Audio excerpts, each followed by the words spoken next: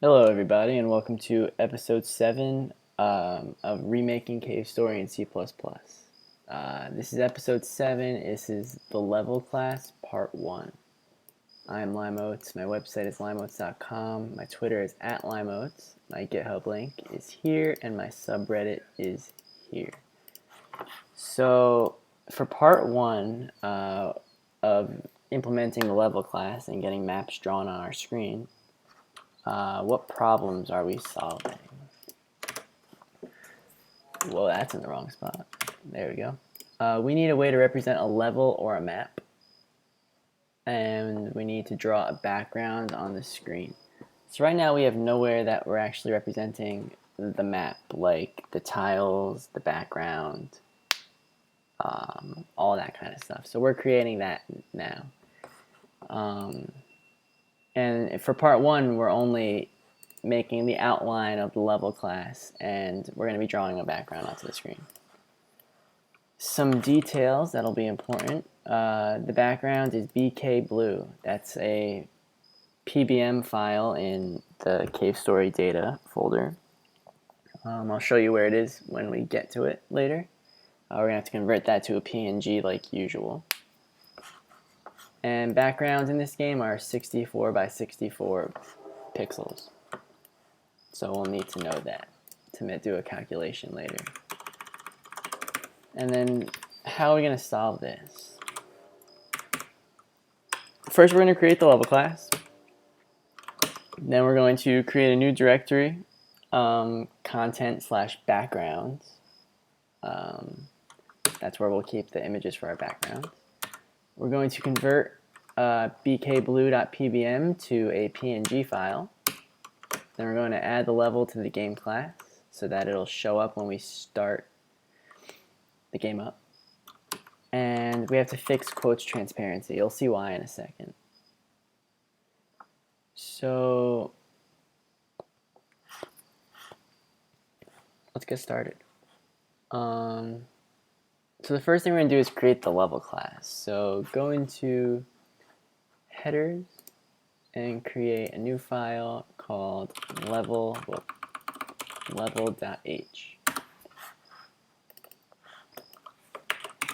So the header guards like usual.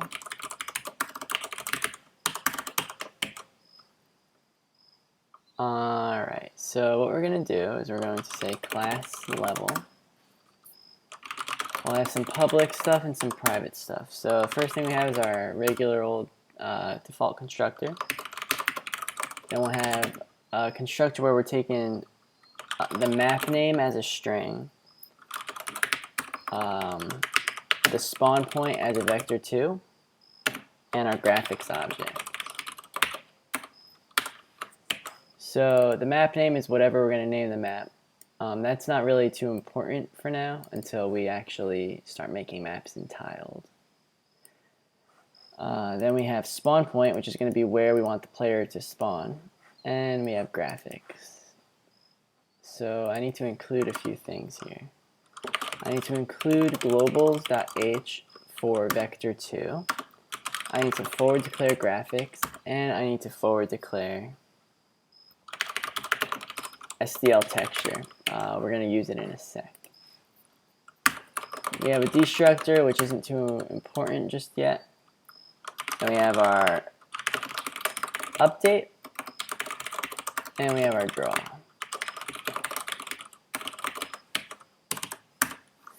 Now for our private variables. First thing we have is our map name, of course. We have our spawn point. Then we have a vector2 called size. Size is just the width and the height of the entire map. Not necessarily what we see on screen, but the entire map. Then we have SDL texture, background texture, and that's going to be our BK blue for right now. And then finally we have our function void load map. It's going to take in a map name and it's going to take in a graphics object. It's not taking in the size or the spawn point or anything, because that'll all be parsed out of the XML within this function later on. Now the reason it's private is because we're only going to be calling load map from within the level class itself. So we don't need to really have it public, because we're never going to be using it anywhere except inside the level class.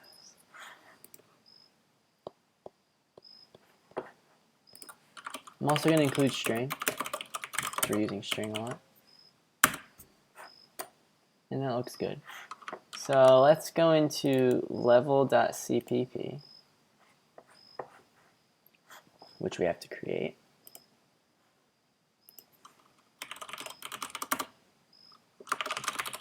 We'll include level.h, we'll include graphics.h, and we'll include SDL2, SDL.h. So the first thing we have in our level class is our default constructor. We're not doing anything with it yet. The important one is this constructor. So map name, vector2, spawn point, graphics, graphics. And what we're doing here, we're actually going to use the initializing syntax. Map name, we'll set to map name. Spawn point, we'll set to spawn point. Size, we're going to initialize to vector2, 0, 0. Actually, we could probably say vector2 dot 0 here. That would be cool. See if that works. And then we're going to call our load map function, passing in map name and graphics. We have an error. What did I name it? Globals.h.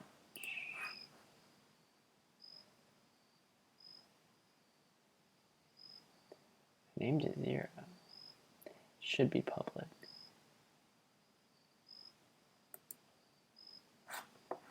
Oh, I know why.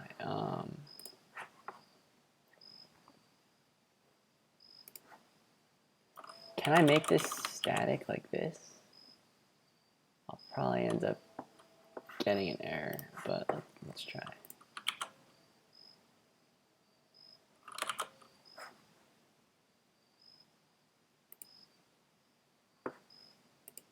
What? Alright, for now, let's just leave it as vector2, 0, 0.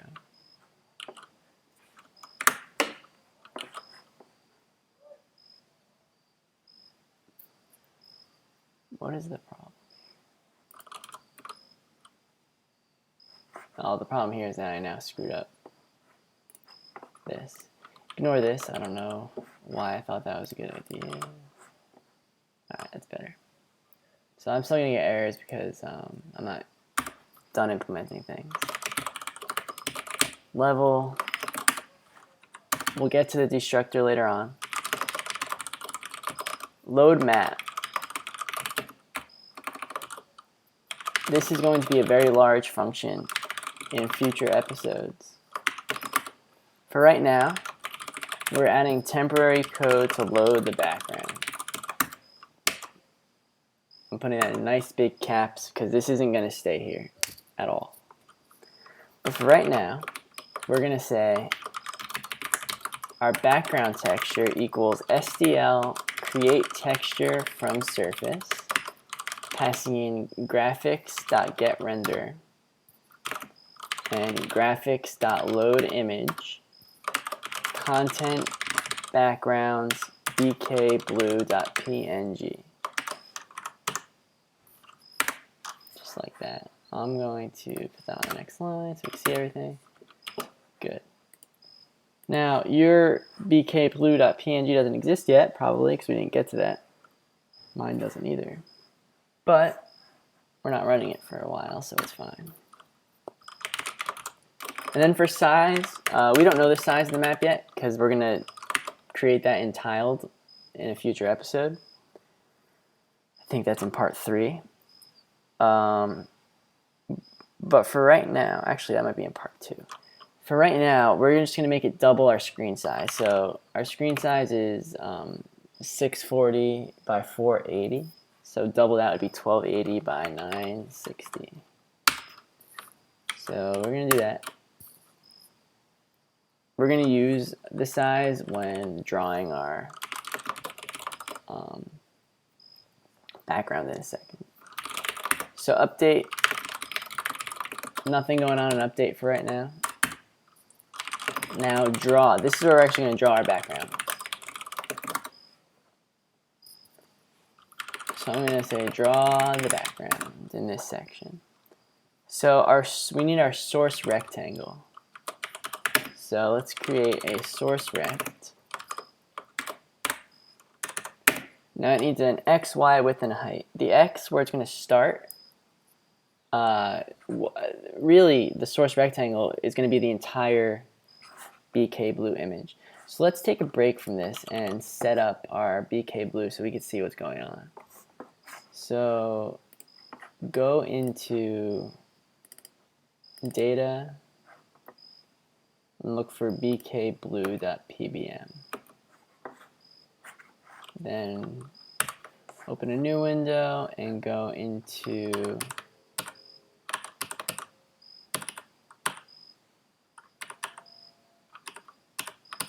content, create a new folder called background. Copy BK blue in there. Then open it up with whatever you're using to convert these.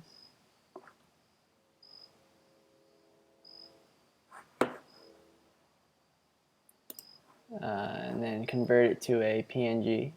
So I'll go to File, Export As, change this to .png, hit Export, close out of GIMP, go back, and now we have our nice PNG in here. Get rid of the PBM. Now I can refresh my content folder, and I will see my background and bkblue.png. Perfect. So now, let's look at this. If I go to get info on this, this image is 64 by 64. We want the entire image to be the source rectangle. So the x is 0, the y is 0, because we're starting in the top left corner. The width is 64 and the height is 64. So that's our source rectangle. Then we also need a destination rectangle, which is where on the screen we're drawing it. Now our screen is obviously bigger than 64 by 64. So what we need to do is we need to draw this multiple times. And so we need a loop. We need to loop and draw this multiple times in different spots. So it's actually going to be a nested for loop we're going to use. We're going to go for int x equals 0. So x is going to start all the way on the left side of the map. X is less than the size of our whole level in x, like the x, how many pixels across the level is. That's size.x, divided by 64, which is the size of all of our backgrounds. So whatever the width of the level is divided by 64 is how many times we need to draw this background rectangle going from left to right. Then we need to do it from top to bottom too. So for int y equals 0, y is less than size.y divided by 64, y plus plus. And now I'm just going to set desrect.x equals x times 64. So it'll draw it first at 0, 0. It'll be 64 pixels long. Then it's going to draw it the next time. X will be 1, so it'll draw it at starting at the 64th pixel and going all the way up to the 128th pixel, which is another 64. And so on. So desdirect.y is the same thing, except with y times 64. Desdirect width is 64, and the desdirect height is 64. And then we're just going to draw it every time we need to. So blitz surface takes background texture, source rect, and desdirect. And that's it. And that's our level class for right now. So now if we go back to our notes, what else do we have to do? So we created level class, we created the directory, we converted this. Now we have to add the level to the game class. So go into game.h. Underneath player, create a new level called level. We're going to have to include level.h. Then go into game.cpp. And underneath where we initialize our player, we're going to initialize our level now. So what does level need in its constructor? It needs a map name, it needs a spawn point, and it needs graphics. So what we're going to give it, we can just call this anything for now. So I'm just going to call it map1. Eventually that map name will be used to load the level from the XML file, but for now it doesn't matter because we're not doing that. Spawn point, I'll give it 100, 100, like we always have, and it wants graphics. Good. And then all we need to do now is just call levels update and draw. We don't really need to call update because nothing's happening, but we're going to do it now so that we don't forget later when we're actually doing something in level update. So level.update, giving it elapsed time. And this part's important. It matters where we draw the level. We have to draw it before we draw the player so that the player will get drawn on top of the background and everything else in the level. So level.draw, passing it in graphics. So build that. And we have some build errors. Use of undeclared identifier SDL surface.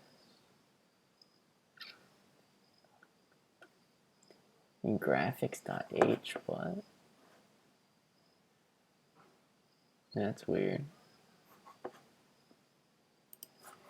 I didn't change anything in graphics.h, so I don't know why that would be happening. Undeclared identifier means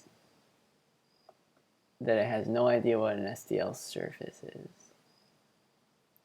And that's because I'm not including SDL2.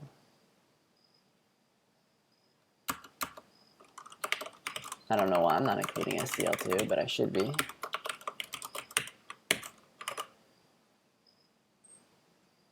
It's weird. Alright, it builds, so let's run it and see what happens. And here we go. We have our quote running around and we have the background being drawn. Very nice. So now what I have to do is I need to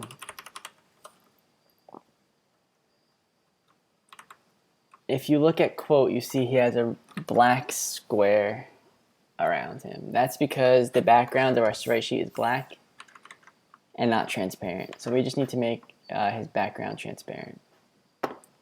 So go ahead and find, go into your sprites folder and edit mychar.png. I'm going to use paint.net for this. So as you can see, he has a black background. And whatever it is you use, I'm using a magic wand. This is why I recommend paint.net, and lower the tolerance all the way down to 1%. so that when you select it, it won't select the black shirt he has or his head and everything. It'll just select all of the other black. Then just cut, save, close out of that. And now when we run it, we see quote with no black background running around nicely. And that's it. That is how we get a background to show. And this is technically the entire level showing. We just don't have anything drawing with the background. But if there was other stuff in the level, it would be showing up right now. So that's for the next episode. So next time, I'll actually just go back to our notes from episode 6. Next time, we are going to be drawing the level in Tiled and downloading TinyXML2. So I'll just copy that over.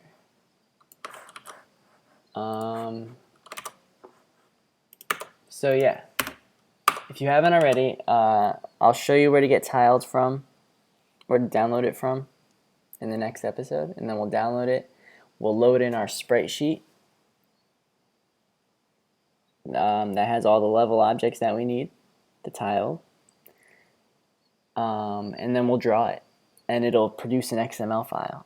And then we'll also go through downloading TinyXML2, which is the library we'll use to parse the XML file. And then that's it. Then we'll be able to actually we'll be able to parse the file and figure out what tiles are go where. And in episode 3, part 3, I should say, we will get them all drawing to the screen.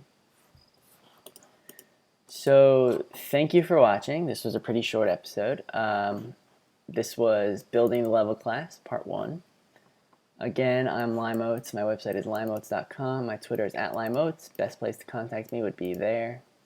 GitHub link, this source code updated will all be uploaded to GitHub right away under release 1.7.1. And this is my subreddit where all these episodes are posted, and it's a good place for discussions if you have any suggestions or questions. And of course, please subscribe to this YouTube channel to get updates on when I upload videos. So thank you for watching, and I will see you all next time.